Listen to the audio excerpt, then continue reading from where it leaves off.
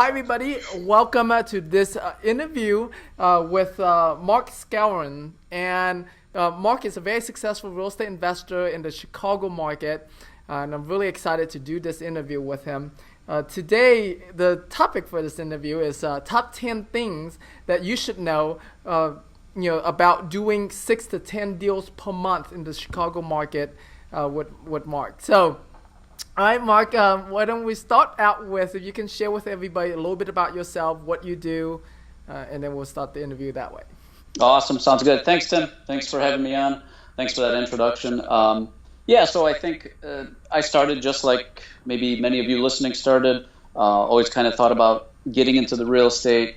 I've always been kind of self-employed, entrepreneurial, so that definitely helped, because I know mindset is huge. I know that a lot of people have that employee mindset. And so I think that's one of the challenges to kind of break away from that and, calling your own shots mentality. Right. So for me, that was kind of natural. I've always been doing my own thing. But 5 years ago, I just took the plunge. I said, you know what, I'm going to make this happen. I know real estate is the key. It's the driver for wealth, freedom, time, mobility, all that kind of stuff. So, at that time, when that was 5 years ago, there wasn't as much information as readily available as there is now. So I think, so now it's good and bad, right? Because there's so much information. It could be information overload. But when I was getting into it, it was just like the basics were online, right? And then you'd have to go into a coaching program or whatever it is, right? So I just kind of figured it out on my own in the sense of learning the fundamentals, right? Mm-hmm. So I got those down, and I'm from the philosophy of, do 5 things 1,000 times, not do 1,000 things 5 times. So I said, all right, what are the basics, right? I got to call sellers and I got to call buyers. Find sellers, find buyers, right? So literally, starting out, that's all you have to do. You don't need a CRM. You don't need, all this tech stuff. All you need to do is find a way to talk to sellers and find buyers and talk to them and build rapport. So that's literally what I did is, put up signs, put up the bandit signs, direct mail. That's how I started with that. And then just connecting, right? So just connecting with the sellers, filtering out the leads, figuring out as you go along. And then, I think a lot of times people in their head, they try to make it more complex than it is. If you think about it, it's a very simple business. And I think the simpler it is, the more successful you'll be. And that's what everyone should keep in mind. I'm guilty of this. But in our head, we always try to make it more complex than what it has to be. No, man, it can't be that easy. There's got to be an extra step, this, or this. And no, just keep it simple, stupid, Simple, stupid. I like that. That's definitely one of the top 10 things right there. Always, right? And it goes for anything, any business. We just, in our mind, we always try to make it more complex than it is. Relationships, this goes for anything, Right. That's awesome. We know that you do 6 to 10 deals a month. What kind of deals are they, and what price points? So here, I'm in a major metro area here in Chicago. So we've got it all. We've got top tier, 500K and above mansions, mega mansions, that kind of stuff. Oh, wow. And then there's the first time home buyer segment, 150 to 250 to 300. In that wheelhouse, that's a good market. That's the flippers, bread and butter for the rehabbers. And then there's the turnkey guys, that the single family 3-bed in, B and C areas, maybe not A, but, good rental areas. And then 2 flats along with that. Those are big here in Chicago too, right? So investors will have a 2-unit and then rent it out, right? So they'll hold it for long term. And then there's, I'm sure you heard on the news with the west side and the south side. And then there's the real hood. So there's that segment too, and there's buyers in there, in every segment. So it's kind of interesting because there's literally every asset class, right? I know some markets only have either a high price point or a low price point or medium, but here it's kind of good because we've got it all. So I kind of focus on getting buyers in all those areas. Okay, that's awesome. And then what do you do with these deals? So let's say out of 10 deals, I'll always look to, let's say I'll wholesale probably about 8 out of the 10, rehab 1, and then keep 1 as a rental. Okay. And my thinking there is it goes through a process, right? So I don't want to say I'm strategically agnostic, but somewhat in the sense of, a deal comes in, we look at it, and I can see can I identify a quick cash buyer that'll close 2-3 weeks or less on this one with a good enough profit to make sense, right? So if that's the case, move that way. If that's not, with a phone call. If that's not the case, then we do an email blast, text blast, voice blast to our buyers list, right? So if that doesn't work, let's say after 10 days, 2 weeks, depends on how much time we have in the contract, then we move to, okay, so I've exhausted that, or maybe the offers weren't as good to wholesale it. I can make a little bit more money by just closing on the property.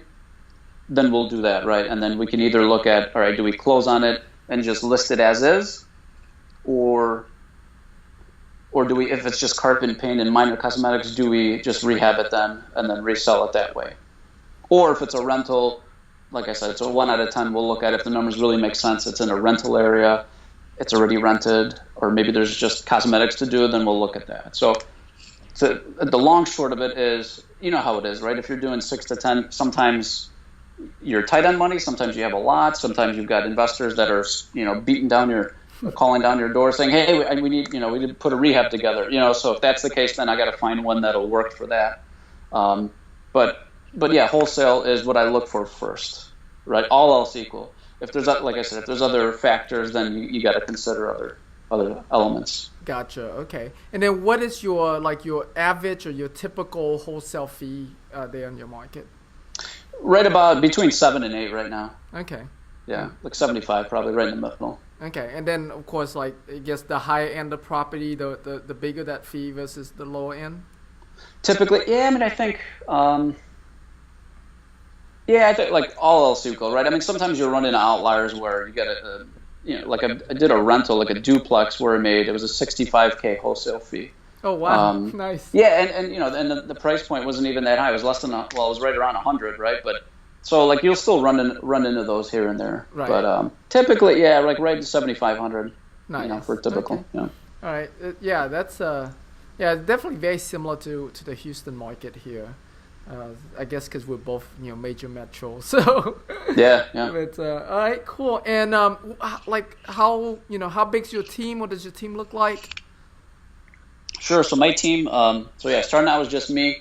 I've got a virtual assistant actually that does a lot of the admin. I had 2, got rid actually. So I'm condensing everything down to 1 now. So I had 2 at the time, but it was just too much hassle. The one that I got is really good, knows her stuff on the real estate side. She's been with me for like 4 years now. So she knows me, she knows the process, she knows real estate. So she handles the bulk of like any kind of admin back office stuff. And then I've got a acquisition lady, so she handles anything with sellers, initial contact, sending out contracts, following up, getting the contracts back in, and then once, like I said, once the deal comes in, I'll actually, because I know a lot of buyers in the area, and I know them really well. So if the deal makes sense, I know okay, which buyer this is going to be for.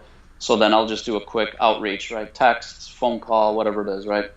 And then attorneys. I've got a couple of attorneys that they're really good, and they handle the bulk. So once I find the buyer, then we're an attorney state here. So once I find the buyer, I give everything over to my attorney, and he's trained, coached. I mean, he's good with people, good with sellers and buyers. Because you know how it is, it takes a specific attorney for the wholesale side versus like a traditional rehab side, with a seller and a buyer. There's just more ifs, there's more question marks on a wholesale contract, right? So I think you need an attorney that not only knows his stuff, but can communicate well to the seller's attorney and buyer's attorney and kind of act like that intermediary, right? So he handles the bulk of pretty much everything from once we get it in, to close it with escrow, right? Reaching out to the seller, to the buyer, paperwork, all that kind of stuff. So it's a small team, and Cool. And by design, I thought that I'd do better with a bigger team, and I was hiring people, but it just turned out that it was a lot more babysitting, and they were just overlapping. Gotcha. Okay. So when the call comes in, does it go to your acquisition person or does it go to your VA first? Or acquisition. Okay. Acquisition. Yeah. So it's direct. Okay. Yeah. So directly to acquisition person, and it's just one person handles all these deals. What does your marketing look like? Do you have a lot of outbound marketing where sellers are calling in, or do you guys do a lot of networking? What are some of the top ways that you find deals? I think both. I mean, so I built a good.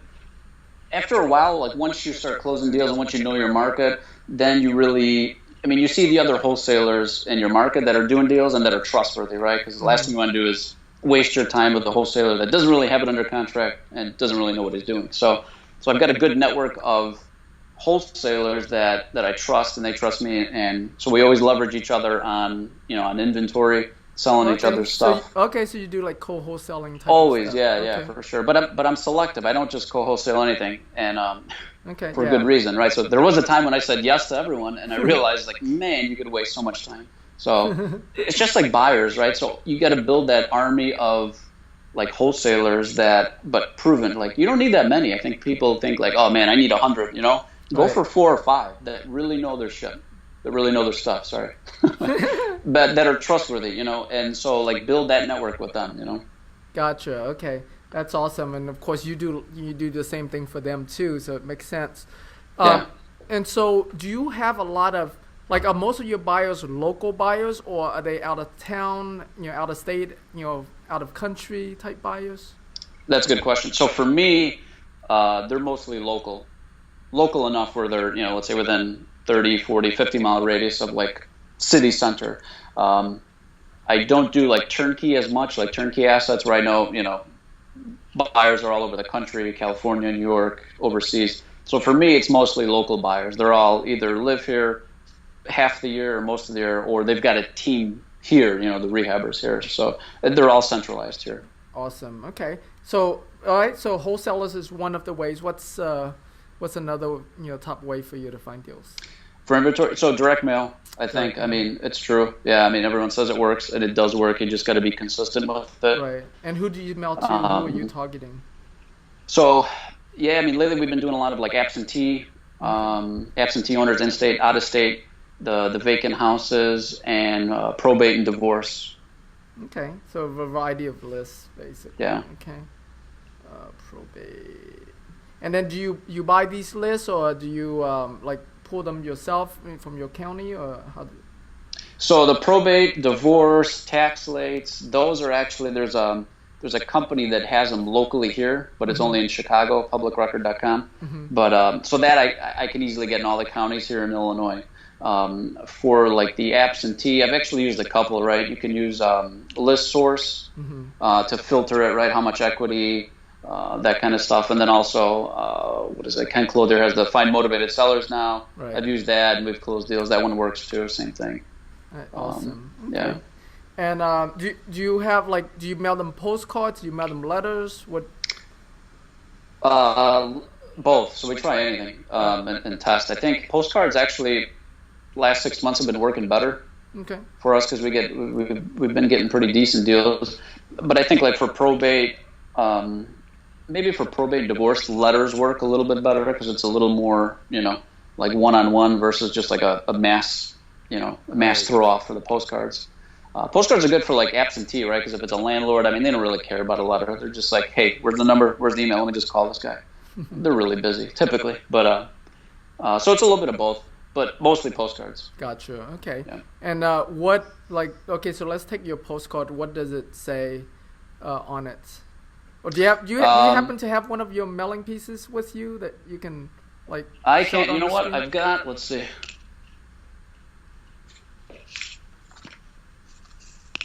Yeah, so here's one of them that I used. So, but same thing like with this. I actually each time I send it out, we kind of track it. So this one just says very basic actually. See if you can see it there. All right. Yeah. So it just says, my name is Mark.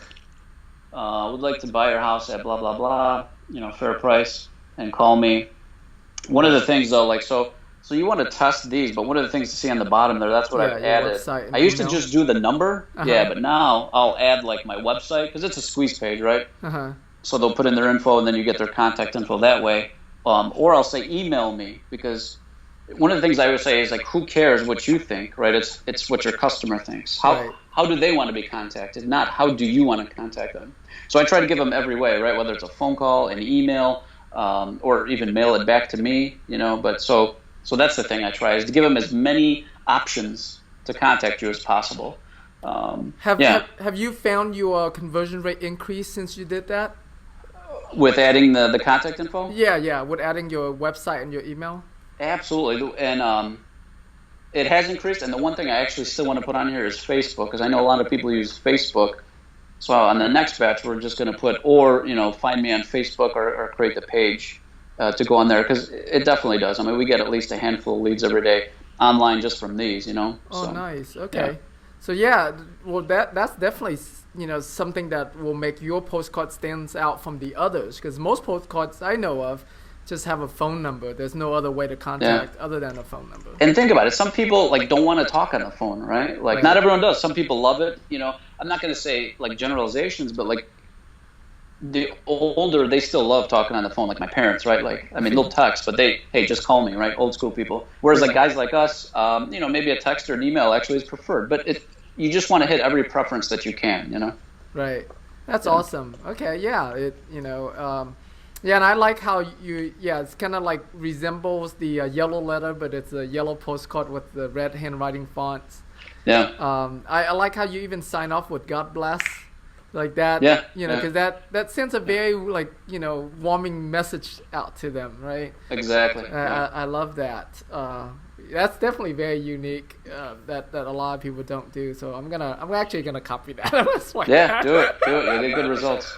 That's awesome. Just use my website so they. No. That's a great idea, right? Yes. I'll send out half with my website, half with yours. How about that? That's awesome. And then anything else? So wholesalers, direct mail, any other top ways that you find deals? Wholesalers, direct mail, and then online leads, right? So there's a lot of different sources you can do, like Google Ads. What I do is I do just a Google ad, and then it'll go to this website here, ChicagoWeBuyHouses.com. So you can do Google Ads. I mean, SEO. You can buy leads. There's a lot of different options, right? With like lead companies, I would just say try out. I mean, there's like 10 probably. Try out like a handful and then see which ones work for you, along with Google Ads, But I would definitely get a squeeze page, because then it's easier, because then it does data capture 24 hours a day for you, Right. So you can just fill out the information, and then you can create like an autoresponder in there, so it's just efficient. That's awesome. Okay. Well, cool. And then now let's switch over to buyers. How do you find your buyers? What are some of the marketing that you use for that? My favorite part of the business. I mean, so anyone that knows me. Real quick, like, why is that your favorite part of the business? It's one of the things one of my buddies, we always talk about, like, so think how ridiculous this sounds. If let's say you're walking to a supermarket and the owner walks up to you and says, Tim, man, I'm going out of business. I got way too many buyers. I got way too many buyers in my business, right? Like, think about that. It sounds foolish. It sounds stupid. Right. But so the same thing in our business. Think how, like, oh man, I'm getting out of business, man. I got too many buyers. I can't handle it. It's like, like, it's foolish. But so then think of the reverse, right? Like, what if I had all the buyers, or a majority, or enough of the buyers, where it gave me confidence that I know that they're buying right now, where they're buying, price points. So that way, like, you get that in your head, and then that really gives you confidence in negotiating with the seller, because then you know what you can offer, because you know exactly what they're going to pay for. And I always call, like, I treat my buyers like a mobilized army, right? Like sending them out to war. So I do the same thing on my buyer side. I want them like a mobilized group of buyers that are like waiting for me to call, to text, to email, whatever it is. Nice. So I think that's the goal on that part of the business, is mobilized buyers, not just buyers, but mobilized buyers that are ready to go. Not someone off of Craigslist that says, that he is a buyer, Right.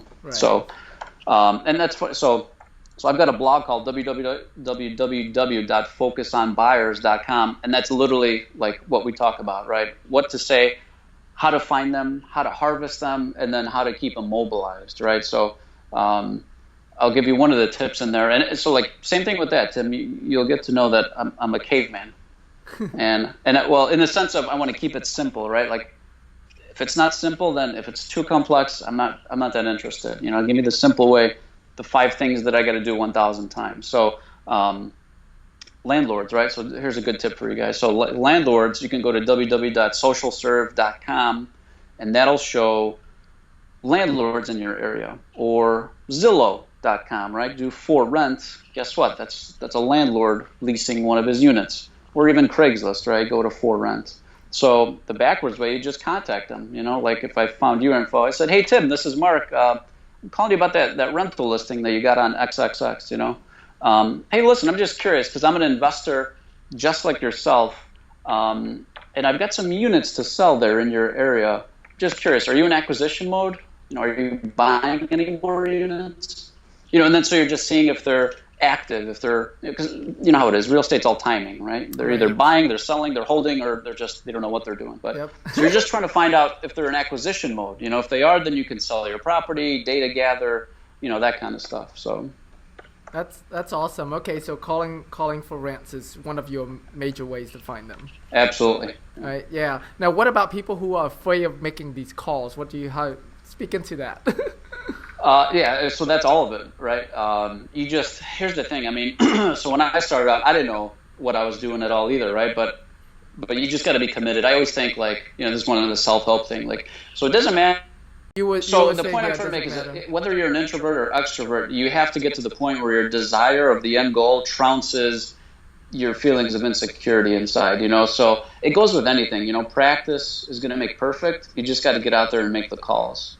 You're not going to, even if, because like I said, I mentioned I've got my cash buyer mastermind with the resources there, and everything is A to Z, step by step. But guess what? Even if you memorize it, you're going to sound like a robot, and you have to just do the repetitions, right? It doesn't matter what you're doing, whether it's in sports, personal, whatever it is, right? Think about playing golf, how tough that is. It's repetition. You're not going to know what you're doing the first time, but you got to just keep whacking, keep making the calls. After 50 calls, 100 calls, you're going to really get comfortable with what to say and their objections, right? So the point is, anyone out there that's like, ugh, but you make it sound so natural. The truth is, if you saw me, 10 years ago, you'd be like, dude, there's no way this guy's going to be able to make a cold call, an outbound call. But with practice, it really does make perfect. You get step out of your comfort zone and focus on that desire of your end result. Gotcha. Okay. Awesome. And then are there any other ways that you recommend, for someone looking for cash buyers?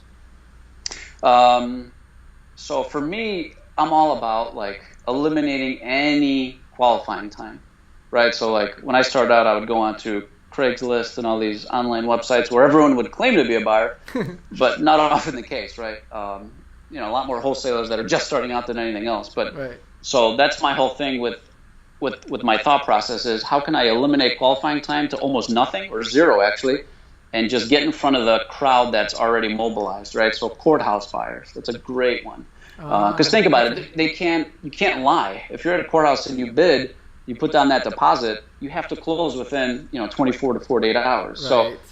So that's another thing, right? Because when I started out, I didn't know what I was doing, what to say. But I'd literally walk up to everyone. The key is to get there an hour early, right? Because during the bidding process, everyone's focused and they're intense on the bidding. So you want to get there an hour early and stay an hour late if need be, and then just mingle, right? So just literally mingle, exchange contact info, and say, hey, what are you bidding on? And maybe it's the same one I'm bidding on, and then you kind of laugh and joke about it. But then you get, all right, cool. So you like 3 beds in this area? That's cool. I could actually be your off-market resource because I get a lot of deals in that area. So you can buy deals here, but then I also have a lot of off-market resources for you. And then you just kind of sell yourself as a resource to them, right? Not that you're the only one, but hey, I'm just another cog in your wheel as a resource. Right. That's awesome. Yeah. That's all. Yeah. Thank you. Yeah, that's a great tip. So what would you say are, some of the unique things that you do that are different from other investors? How are you able to do 6 to 10 deals a month, which is a pretty good volume compared to others that barely do a deal a month, right? What are some of the the unique things that you do? I think focus, drive and focus. I'm a charger. I really do I treat my day of work maybe Kobe Bryant would, or a champion would on the basketball court or hockey. You know what I mean? I'm not going through the motions all right, another day and this and that. I really want to, from the time that I get up, I'll work out, I'll juice, and I'll really get my mind going. And it's total focus, total total energy. So like I treat it like an Olympian would, right? Like that kind of thing. So that's the way that I think you have to eliminate all distractions and just focus on the end goal. So I think that's really the most important, because when I look at it, like there's a lot of people that are way smarter than me, right? And I look at them and they're struggling, and it's like they just don't have like the desire. They don't have the work ethic. You just got to want it. You really got to you got to know things. You got to be good at building rapport, but you got to get out there and dribble the ball, right? And just stay focused. I love that. And, yeah. That's awesome. So share with us, like, what does your typical day look like? What are some of the, the rituals or the habits that happens in your day? Sure. Yeah. So, this morning. So today I wake up 6:15. I normally like to wake up actually like 6:30, 6:45. But so I had tennis this morning. So woke up, water, quick breakfast, coffee, and then what I'll usually do is I'll read like a Joel Osteen for like 5-10 minutes in the morning. Oh, okay. Just to get yourself feeling right, feeling good in that right like frame of mind, right? Right. Anything positive and uplifting, right? To kind of to get yourself going. And then so today I played an hour and a half of tennis in a league, good match. So that kind of gets the workout going. If I don't do tennis, that's usually once or twice a week. Then I'll either weightlift in the morning or do some kind of cardio. Come back, shower, juice. Get that natural energy going, have another cup of coffee, and then touch base with the team, right? See how many contracts out, how many contracts in, what do we have to sell, pending deals, any issues, handle that with the team. It's just like a quick accountability call. Mm-hmm. And then for me, I'm looking at and then after then it's how do I find more resources like today? So, for me, how can I meet with buyers that are buying, 2 properties a month, not just one at a time, but like 2 a month, multiple properties. And then, so both sides. So I'm trying to be efficient. If the buyer side and the seller side, who can I meet today that like an asset manager, non-for-profit, a seller that has multiple properties that I can purchase off now and in the future, instead of, one-offs are good too. I'm not declining those at all, but what I'm thinking is, right, who do I know that has 5 properties that they want to sell? So I'll spend some time, connect, meet up with coffee for those buyers and or sellers. Right. And that goes the same with lenders, right? Because you create a good relationship with them, go golfing with them. They'll give you good rates, funding, that kind of stuff. Yeah. And then lunchtime, I'll try to do either sometimes, if I'm still clocking in, I'll just do a lunch here while I'm working. Other meetings in the afternoon with same thing, high-level guys. Whether it's a mastermind call, I'll call my mentor, bounce some ideas off of him. Talk to guys like you, say, hey, what are you doing? What am I doing? One of the guys in my mastermind this morning, on the way back from tennis, I talked to him for a half hour just on ideas. I was like, hey, man, you should try this, do this. And then he's like, yeah, but you should try this too. So just kind of bouncing that stuff around. And then afternoon, it's either another workout or I'll play outside, tennis, something active, something to get outside, especially in the summertime, whatever it is, however that looks like. Or even a walk. Sometimes I'll do a walk to the grocery store or wherever, and that's my mindset walk, right? So it could be a half hour, it could be an hour. Sometimes I'll get into it, it could be an hour and a half where I'll play whatever it is, right? I listen to all kinds of stuff. I've been doing the James Altucher stuff. His blog, I read that a lot lately, and I think everyone that's listening, you guys would really benefit from that. What he talks about is his 10 ideas a day. So every day, write down 10 ideas, right? It could be business, personal, whatever it is, right? So it's tough at first, but it really and some of the ideas you're right are crazy, I'll tell you what, so we just went out to eat on Sunday at one of the Mediterranean restaurants, and it was here it was muggy, right? It was 95. It was just muggy. It was hot, and so soup comes with it. So I look at my wife and I'm like, man, the soup is so good and I love it, but we're already kind of sweating and this is hot soup.